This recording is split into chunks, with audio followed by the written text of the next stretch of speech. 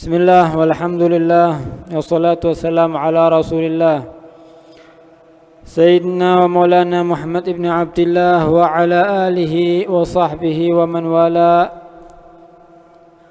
amma ba'd.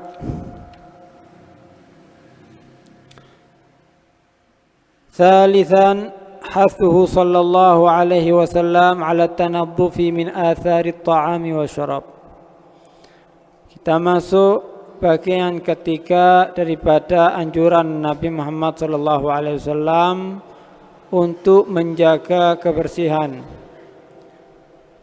Hasduhu sallallahu alaihi wasallam, menganjurkannya Nabi Muhammad SAW ala tanaddufi, atas menjaga diri untuk bersih, min athari ta'am wa syarab, dari bekas makan dan minum. Rawal Hakim At-Tirmidzi, diriwayatkan oleh Imam Tirmidzi, an Abdullah ibn Busur radhiyallahu anhu anin Nabi sallallahu alaihi wasallam annahu qala qussu adhafirakum, potonglah kuku-kuku kalian, wadfunu qulamatikum, pendemlah, tanamlah, masukkan ke dalam tanah kuku yang habis dipotong. Wa naqqu barajimakum, perhatikan, bersihkan barajim. Barajim kemarin lipatan yang ada di jari. Lipatan yang ada di jari ini namanya barajim. Wa nadhifu lithatikum minat ta'am, bersihkanlah mulut kalian daripada makanan. Wastaku, kemudian bersiwaklah. Wala tadkhulu alayya kuhran bukhra, jangan pernah kalian masuk kepadaku dalam keadaan kuhran ay sufral asnan, kuning giginya, bukhron, bau mulutnya. Nah, bagaimana Rasulullah SAW, sama seperti kemarin, kita diperintahkan untuk tidak membiarkan untuk memotong rambut selama lebih daripada 40 hari. Bahkan ada yang berpendapat jika lebih dari 40 hari maka haram. Tapi mu'tamad dalam madhab Syafi'i, kalau lebih dari 40 hari hukumnya makruh. Kemudian tata cara setelah kita memotong kuku, maka kita diperintahkan untuk menanam atau memasukkan ke dalam tanah hasil potongan kita daripada kuku, ya, dimasukkan ke dalam. Wa naqqu barajimakum, kemudian rambut juga disunnahkan untuk dipendam juga, dimasukkan ke dalam tanah, khususnya perempuan, ya. Rambut seorang perempuan itu aurat, baik dalam keadaan muttasil atau munfasil. Ketika ada di kepalanya rambutnya itu aurat, tidak boleh orang-orang melihat, orang laki, ya kan? Walaupun habis dipotong masih statusnya aurat. Jadi kalau habis potong perempuan atau sisiran rambutnya rontok, kemudian dilihat oleh orang lain, maka hukumnya haram. Oleh karena itu rambut itu ditanam atau dipendem, ya, jangan sampai terlihat. Begitu juga kuku, jangan sampai terlihat. Bahkan makruh kalau tidak dipendem, kalau tidak ditanam, hukumnya apa? Makruh dalam sebagian pendapat. Warawat Tirmidzi an Salman radhiyallahu anhu anna Nabiy sallallahu alaihi wasallam qala. Imam Tirmidzi daripada Salman radhiyallahu anhu meriwayatkan Rasul sallallahu alaihi wasallam bersabda dalam hadisnya, barakatut ta'am al-wudu'u qablahu wal wudu'u ba'dahu. Di antara keberkahan makan itu adalah kalau kita cuci tangan sebelum makan. Al-wudu jangan diartikan wudu syar'i. Bukan wudu maksudnya berarti wudu dulu mau makan, ya bukan. Ada wudu syar'i, ada wudu lughatan. Wudu lughatan itu yang penting membasuh tangan. Nah, disunnahkan membasuh tangan sebelum makan, kemudian disunnahkan juga membasuh tangan setelah makan, itu sunnahnya. Nah, cukup tisu basah, kecuali kalau darurat sementara aja. Ya, habis pakai tisu basah apalagi alkohol. Ya, lebih ahsan, lebih afdol setelah itu mungkin untuk sementara tidak apa-apa ke tempat wudhu cuci tangan. Jangan dibiarkan dalam keadaan kotor atau bau tangannya. Wal murad huna al wudhu'ul lughawi. Yang dimaksud di sini adalah wudhu secara bahasa, wa huwa ghuslul yadain, yaitu membasuh kedua tangan. Lal wudhu syar'i, bukan yang dimaksud di sini wudhu syar'i. Kalau wudhu syar'i ya berarti wudhu mau sholat itu, yaitu wa huwa ghuslul a'dha'il mafruḍah. Apa wudhu syar'i? Yaitu membasuh anggota tubuh yang wajib dibasuh, yaitu wudhu mau sholat itu. Bukan itu yang dimaksud, mau makan wudhu enggak. Ya, maksudnya cuci tangan. Kama dalla ala dzalik hadits Tirmidzi, sebagaimana menunjukkan tentang hal itu, yaitu hadis yang diriwayatkan oleh Imam Tirmidzi. An Ibnu Abbas, daripada Ibnu Abbas, bisanadin sahih, dengan sanad yang sahih, anna Nabiy sallallahu alaihi wasallam qurriba ilahi ta'am. Pernah Rasulullah ya disuguhi makan, itu dijamu makan. Faqalu ala na'tika biwudu'.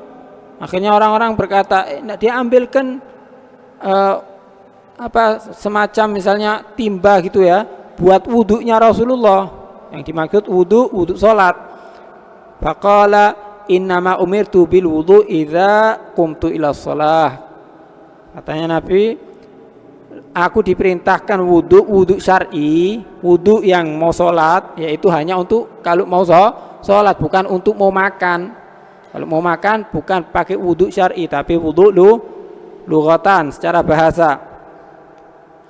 Kemudian rabi'an, yang keempat, hathuhu sallallahu alaihi wasallam ala nadhafati thiyab, yaitu anjuran Nabi Muhammad sallallahu alaihi wasallam untuk peduli dengan kebersihan pakaian. Ya, kadang-kadang bajunya sampai berhari-hari tidak ganti. Ya, bagaimana Rasulullah SAW memperhatikan urusan pakaian agar selalu tampil bersih.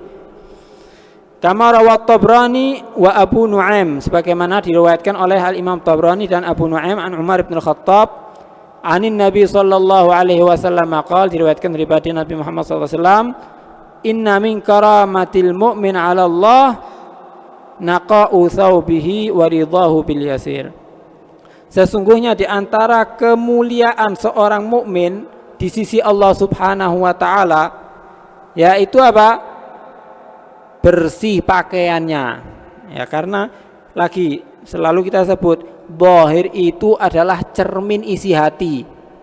Jadi jangan bilang yang penting hatinya, enggak.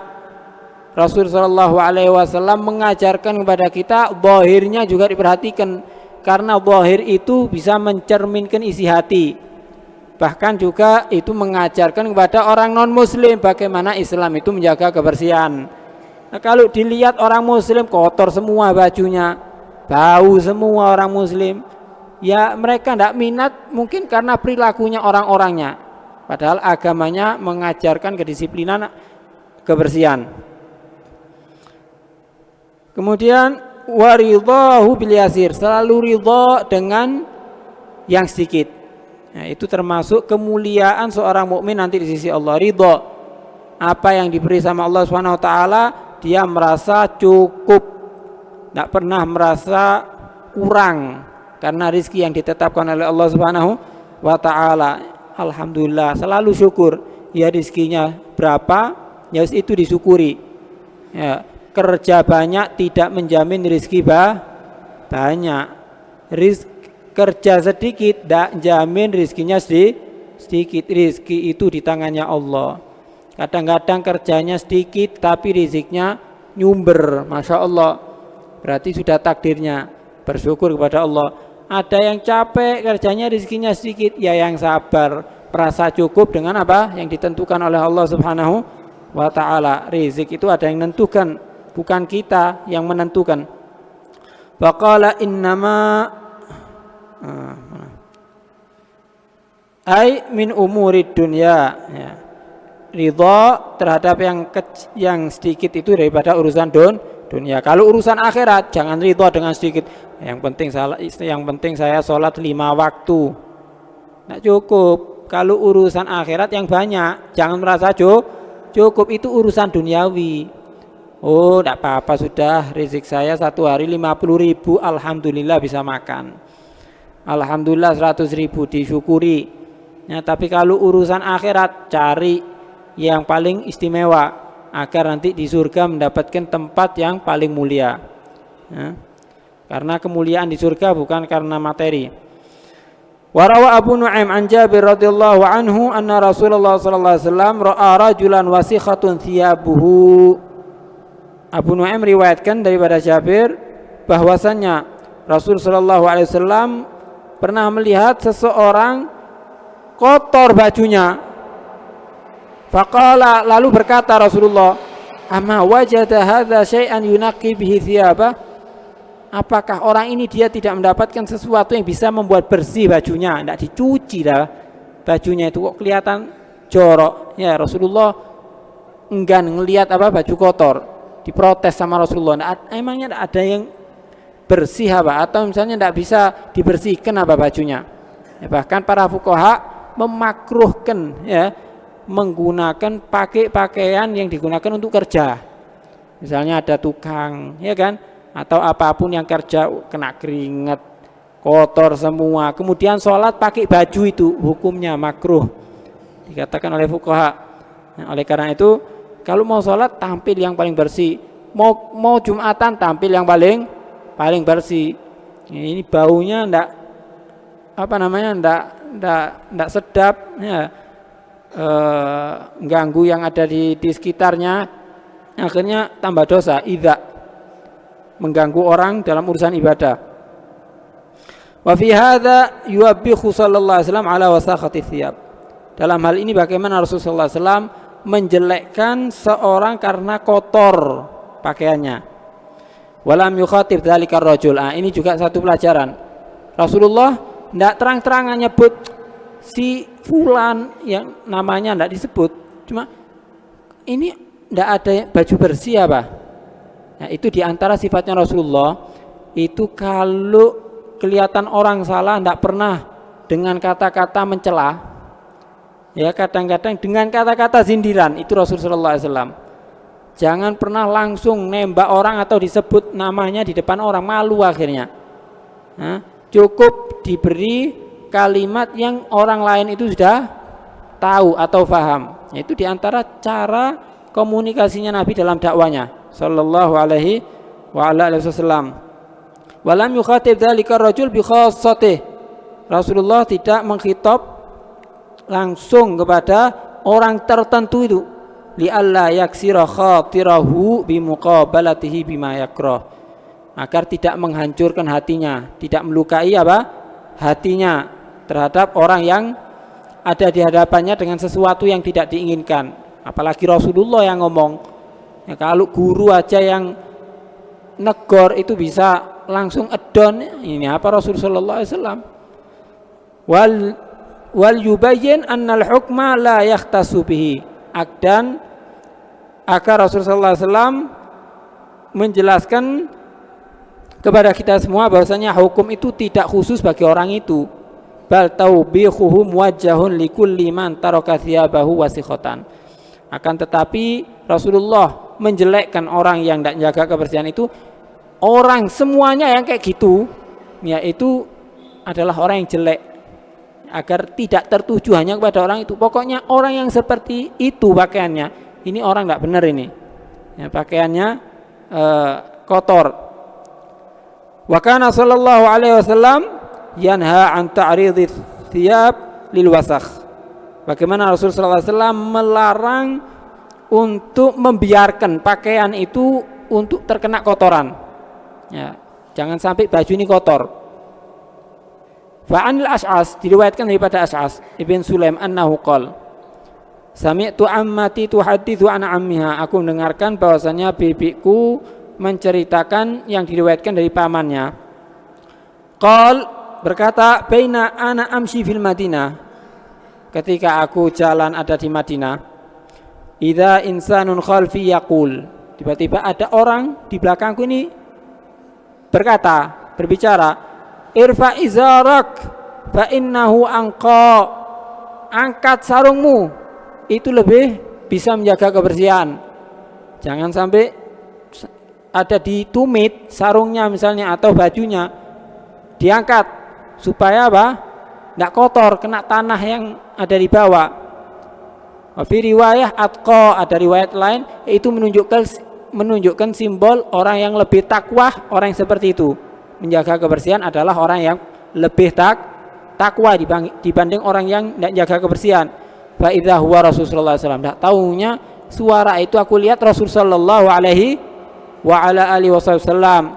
Fakultu ya Rasulullah, aku berkata, ya Rasulullah, innama hiya burdah malha, ini hanya kain malha, kain yang diperuntukkan untuk kerja. Ini untuk kerja ya Rasulullah, bukan aku untuk gunakan untuk yang lainnya. Faqala, Rasulullah berkata, amalaka fiyya uswah, bukankah kamu tahu aku ini uswah, panutan, suri tauladan. Fanadartu, lalu aku lihat, fa idza izaruhu ila nisfi saqaihi, aku lihat sarungnya Rasulullah ternyata diangkat sampai ada di tengah-tengah apa? Betisnya. Ya, aku aja pakainya segitu, kenapa tidak tiru? Apa repotnya? Tiru. Rasulullah SAW adalah uswatun hasanah, akhrajahu Tirmidzi, diriwayatkan oleh Imam Tirmidzi fi Syama'il, di dalam kitab Syama'il, bihadzal lafaz, dengan lafaz yang persis seperti ini. Sallallahu alaihi wasallam wa ala alihi wasallam walhamdulillahirabbil alamin wallahu a'lam.